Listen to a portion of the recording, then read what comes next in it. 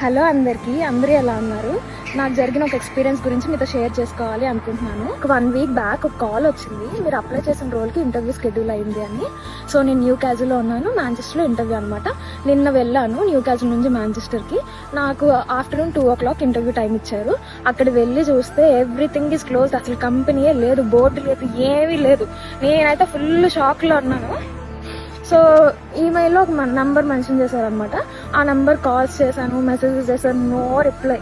ఆ తర్వాత కొంతసేపటి తర్వాతకి మెసేజ్కి రిప్లై ఇచ్చారు. ఏమని అంటే, ఇది ఇన్ పర్సన్ ఇంటర్వ్యూ కాదు, కావాలంటే మీ ఇంటర్వ్యూ రీషెడ్యూల్ చేస్తాను అని. అసలు వీళ్ళని ఏమనాలి చెప్పండి?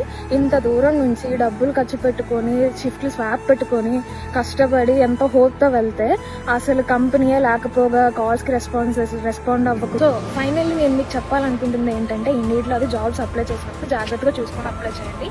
అండ్ మీకు ఇంటర్వ్యూ షెడ్యూల్ అయ్యింది అని కాల్స్ వచ్చినప్పుడు కూడా గుడ్డిగా